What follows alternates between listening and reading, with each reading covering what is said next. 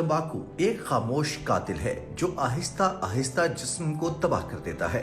दुनिया भर में हर साल 31 मई को इंसदाद तंबाकू का आलमी दिन मनाया जाता है। इस दिन का मकसद अवाम में तंबाकू नोशी के मुज़र असरात के बारे में शऊर बेदार करना और इस खतरनाक आदत से छुटकारा हासिल करने के लिए अफराद और मुआशरों को मुतहर्रिक करना है। पाकिस्तान में तंबाकू नोशी एक संगीन अवामी मसला है। आदादो शुमार के मुताबिक मुल्क में लाखों अफराद किसी न किसी शक्ल में तंबाकू इस्तेमाल करते हैं। खास तौर पर नौजवानों में सिगरेट, नस्वार, गुटखा और ई सिगरेट्स के इस्तेमाल का रुझान बढ़ रहा है, जो मुस्तकबिल में सेहत आमा के लिए खतरनाक नताइज का पेश खैमा हो सकता है। हुकूमत और मुख्तलिफ तंजीमें तंबाकू के खिलाफ मुहिमात चलाती हैं, लेकिन इस नासूर के मुकम्मल खात्मे के लिए मुआशरती शऊर और इनफरादी अज़्म नागुज़ीर है। इंसदाद तंबाकू के आलमी दिन इस बात को उजागर करना लाजिम है कि तंबाकू की फरोख्त करने वाली कंपनीज किस तरह नौजवान नस्ल को अपना हदफ बनाती हैं, जिनमें दिलकश पैकिंग, सोशल मीडिया पर तशहीर और रियायती कीमतों के जरिए इन्हें राग़िब किया जाता है। पाकिस्तान में गैर कानूनी सिगरेट फैक्ट्रीज भी